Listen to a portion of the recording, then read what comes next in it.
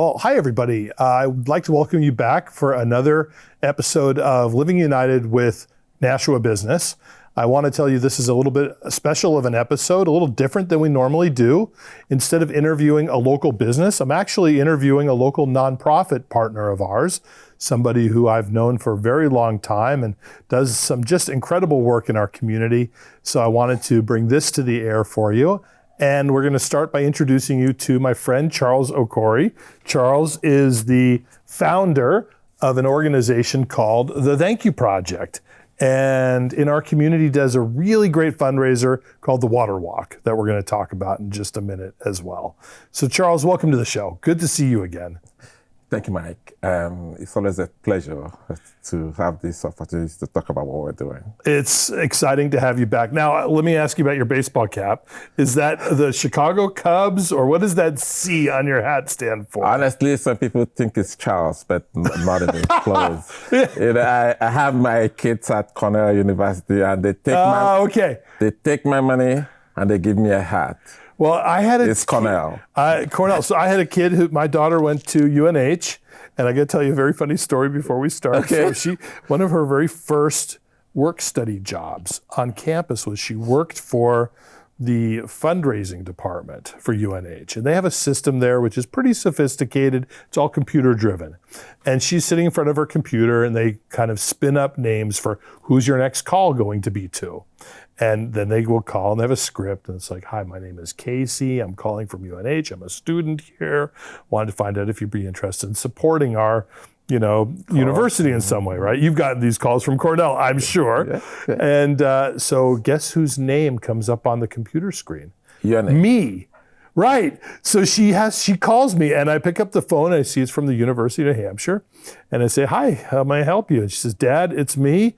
And before you hang up, let me tell you, I need you to say yes to what I'm going to ask you now, because this is my job and they're going to want to hear that I got you to donate something. So I'm like, okay, honey, fine. But I didn't give them a lot. I felt like all my tuition dollars went there, so a little bit, but anyway. It always gives us parents a sense of fulfillment when you see that the kids are doing, are grounded and doing what was I going to say? I don't want you to be like, you should be working your job. I was proud of her that she was doing her work study job. Yeah. And I do know that sales is such a hard thing. So I appreciate that she took that job to do fundraising. Yeah. I mean, as a fundraising professional myself, I know how hard it is sometimes to ask. Yeah. So anyway, so Charles, tell us about the Thank You Project.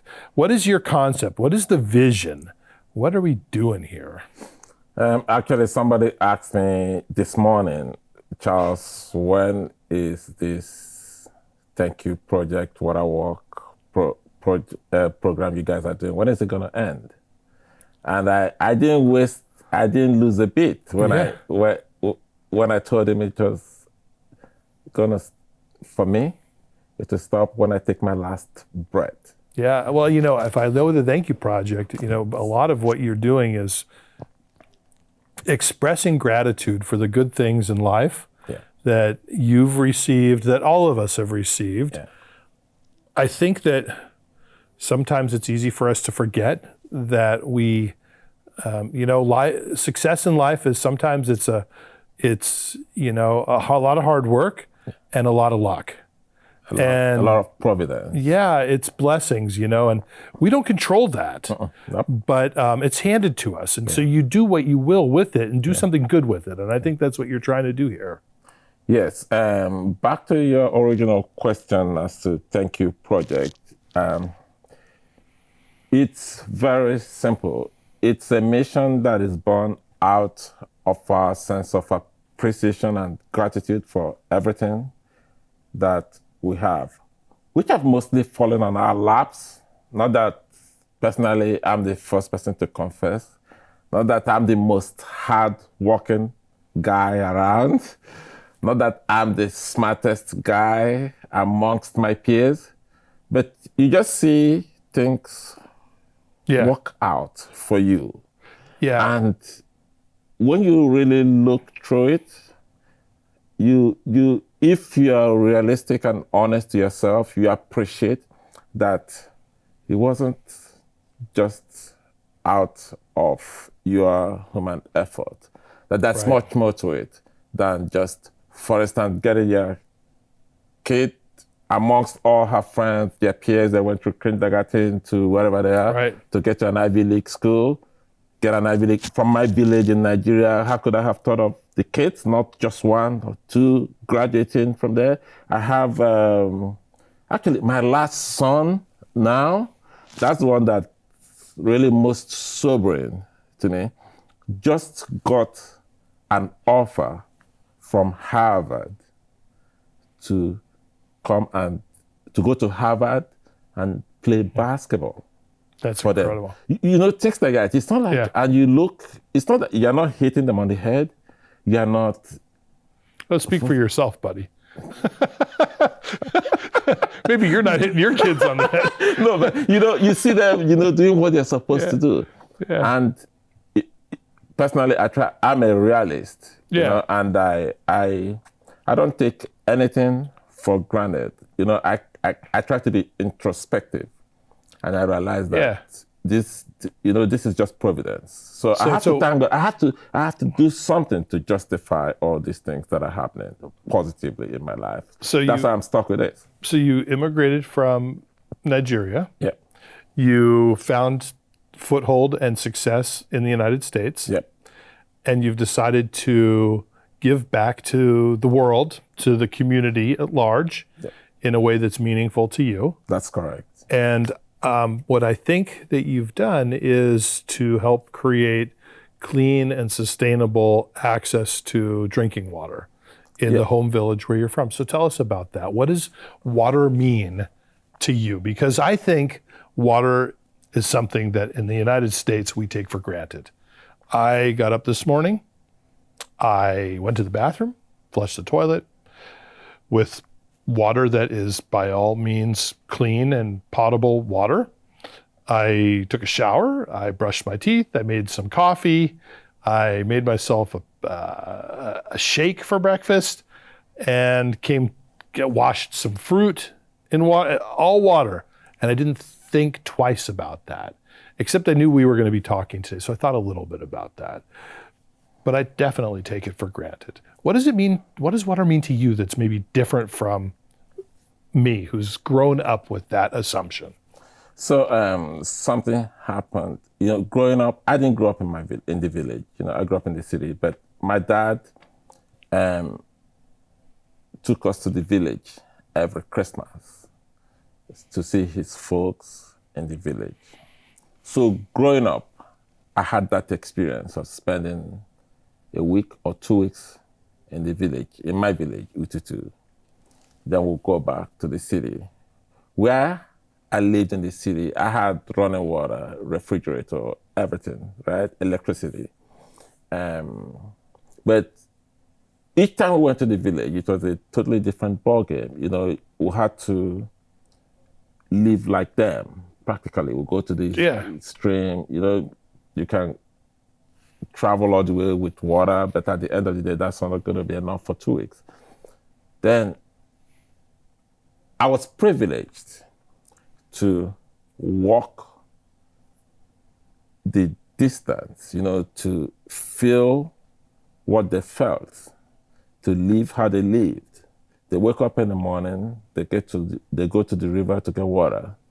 Dirty rivers or streams or puddles or whatever you call it, to get water. Not clean water, not treated water.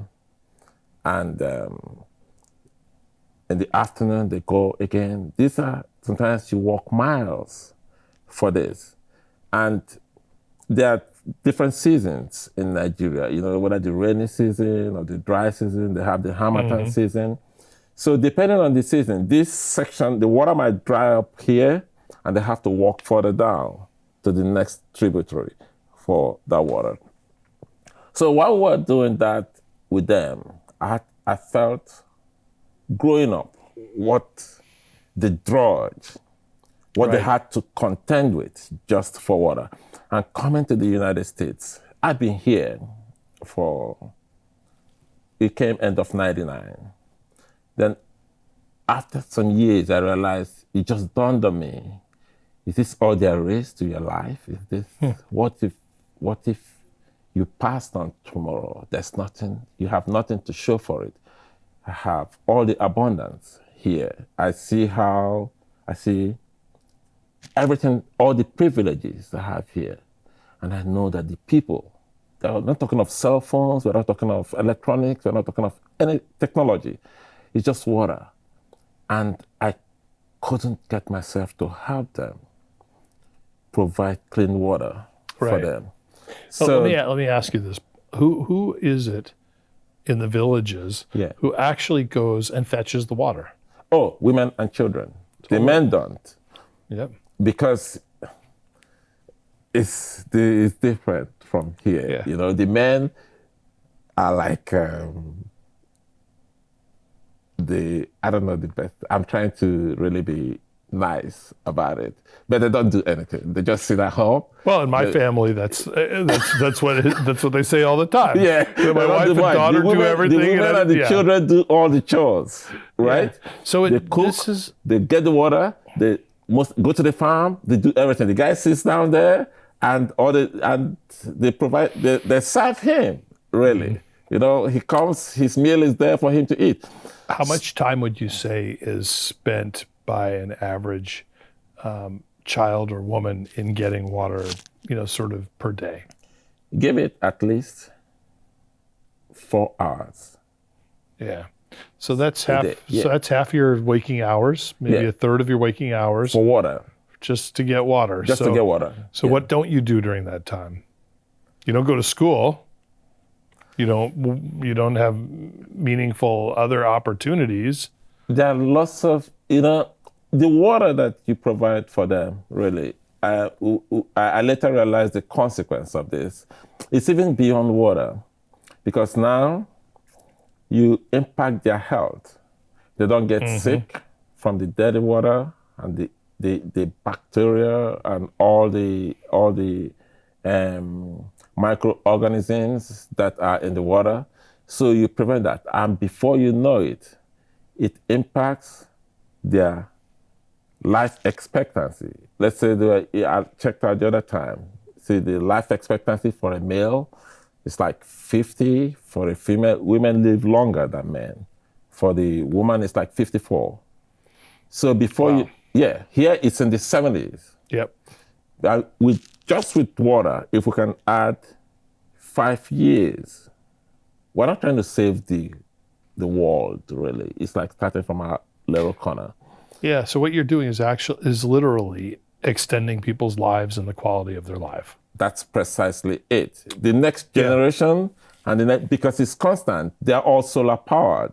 We've completed our 6th well now.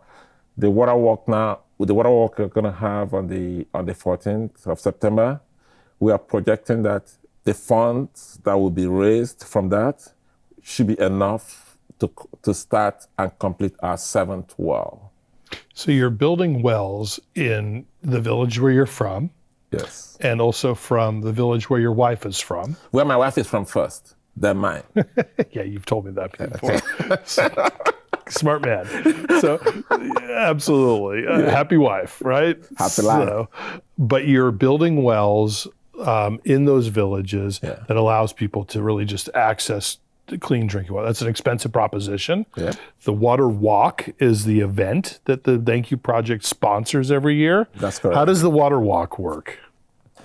The Water Walk is really symbolic in that we are trying to somewhat mimic or replicate what the women and children have to go through every day for water.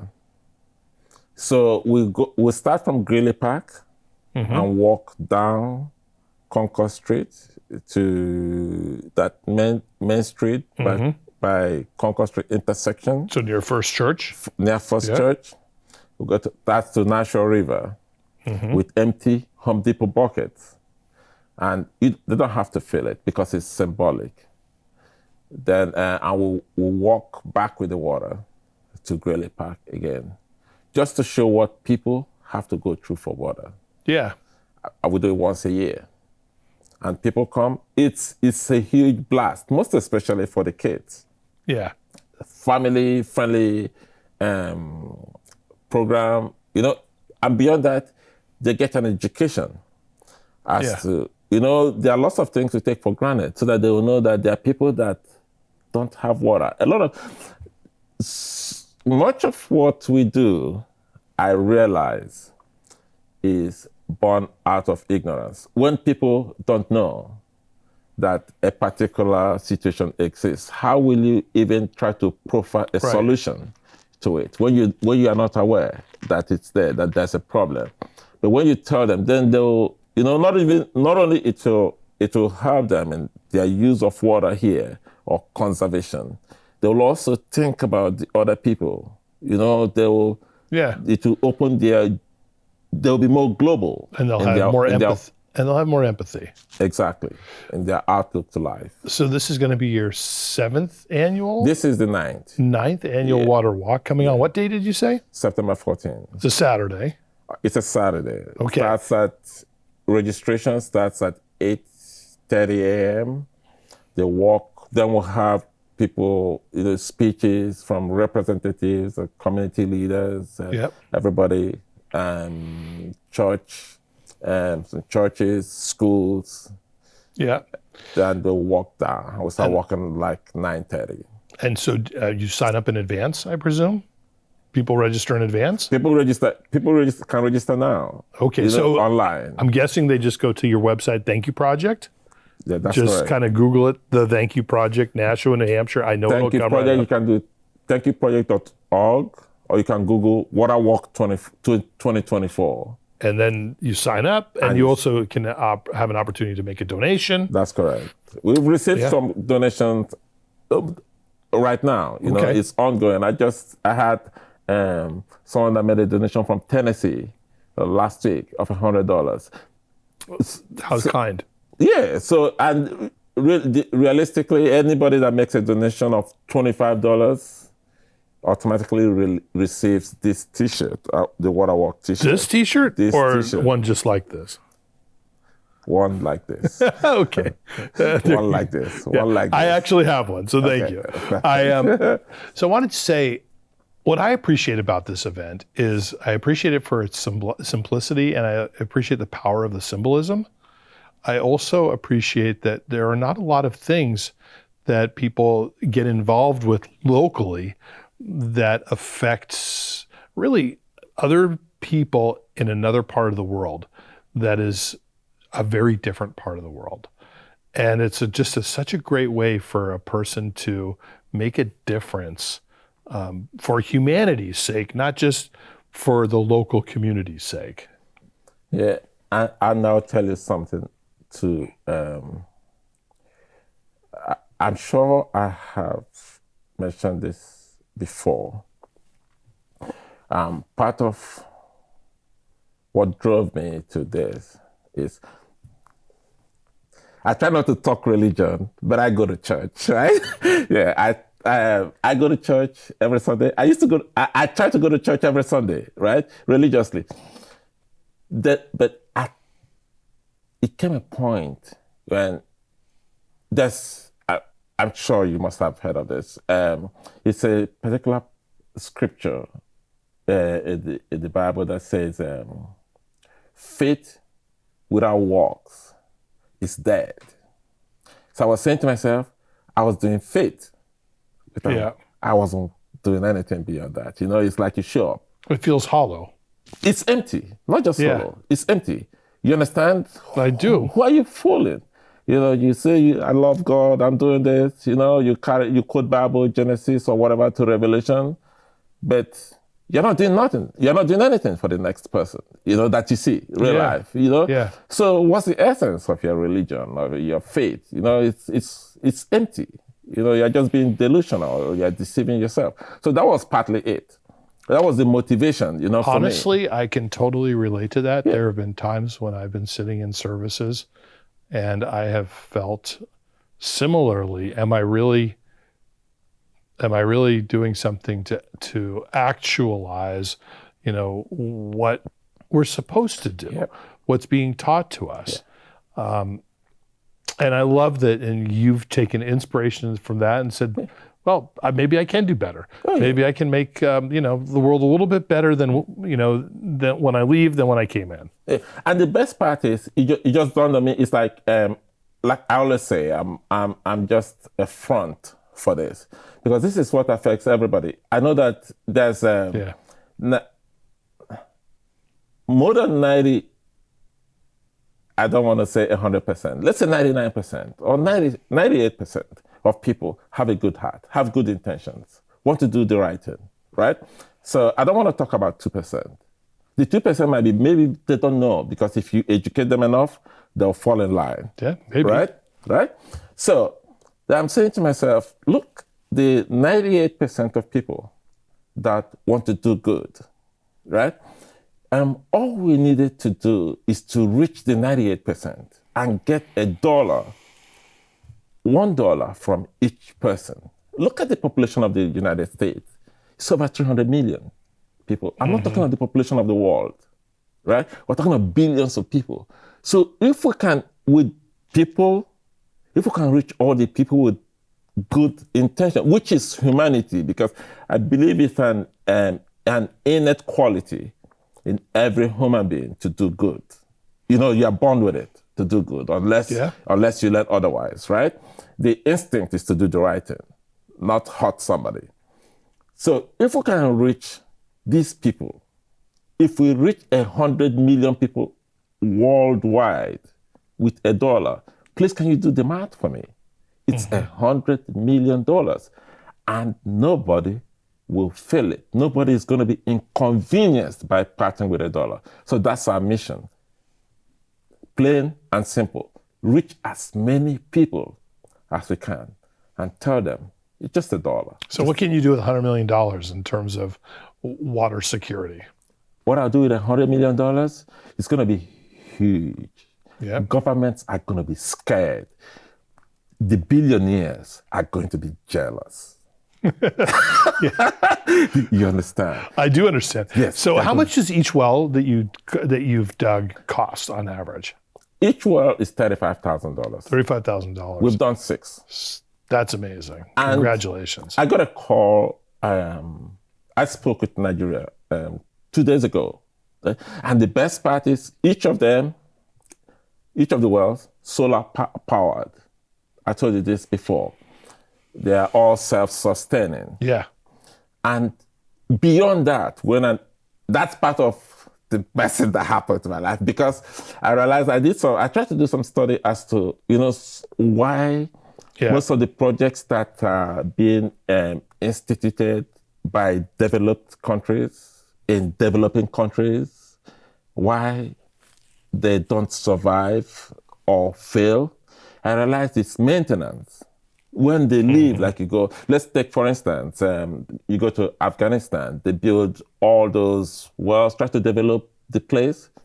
The moment, or Iraq, or anyway, the moment you leave, there's dilapidation. The entire thing is in disrepair. It doesn't work anymore. Right. Right?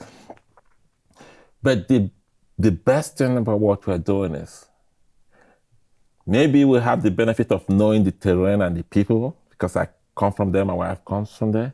So we maintain these wells.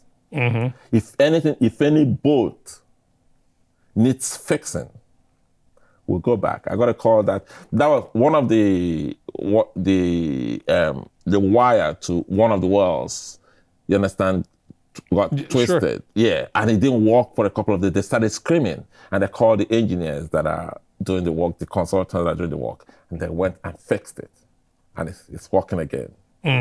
Yeah, and the guy, they were telling me that I can't make the mistake of coming to Nigeria now, because that I'm going to be mobbed. I told them I'm not coming. Yeah, because the people, not just the prayers they are saying for you, right?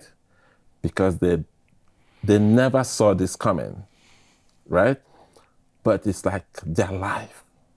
They can't believe it, that they can wake up and go and get clean water.